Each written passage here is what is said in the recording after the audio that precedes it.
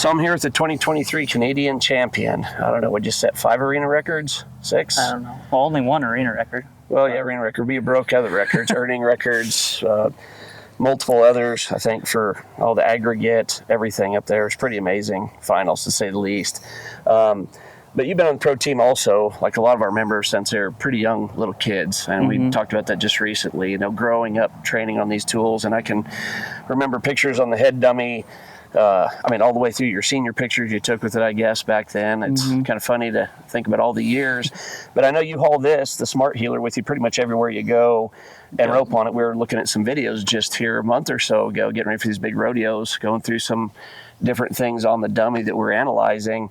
And I think it's just cool, the fact that we can do 15 different positions, angles, back underneath, different heights. How important do you think the diversity in a heel dummy is? You see all these people just roping sawhorses or 2 pegs up in the air.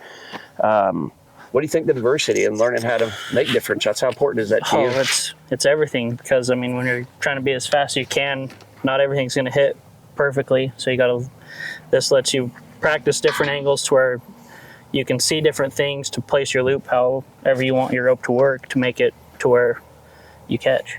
Yeah, I watched a run with Cleo Legend back in the day where one was switching out like this into the fence, and he had the most incorrect horse position, but his loop and the way he roped it continually come across the same, didn't come out of his shoulder, squareness, nothing.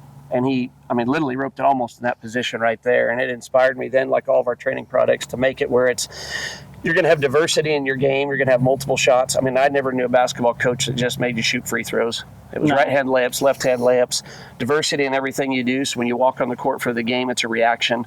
Yeah. And I think heeling is an epitome. I think the reaction of a heeler is probably the most honed of any of the rodeo sports, honestly, because that steer, depending on what your header does to you or with you into that corner, changes so rapidly within that one swing, 1.5 swings, where you have to change time and you have to learn how to place that loop no matter what the steer is doing, because 2 swings later you're not in the money. Yeah, especially because the scores are pretty short now, and it's just getting faster to where you can't wait for him to clean up. You got to figure out how to make your rope work to catch a steer when he turns, because if you don't, it's not a win. No matter how many you catch, if you catch him on the 5th hop, you ain't winning anything. So. Yeah, no, never. No, a say cut every one is great when you're a number 9 or number 10 roping for 4 or 5 heeler. But at your level, that's might as well stay home. Yeah, not going to make it work. So I appreciate being part of a long-time member of the pro team, and we wish you luck this year out on the road, and hope to see you at the NFR. Yep.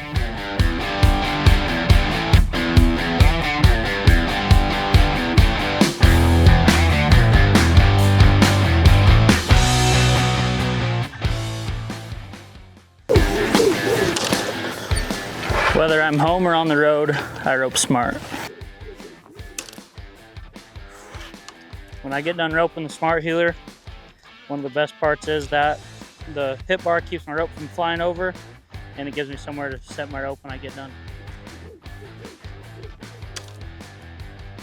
Another thing I like is there's 3 different positions, high, medium, and low, and there's 5 different angles you can put the legs to where you can prepare for any situation and not just have stationary legs that sit there and make it easy on you all the time.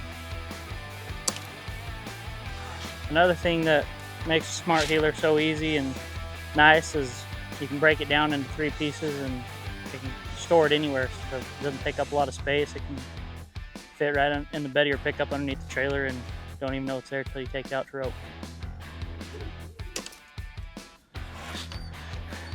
Every night before the Canadian finals, I get this out in my stall and try to rope it for at least 30 minutes before and just work on placing my bottom strand down and just keeping everything sharpened up, because you don't get to practice while you're there or anything. So this helped me stay sharp, and it paid off. We won the last 4 rounds, won the average, and ended up winning the year end.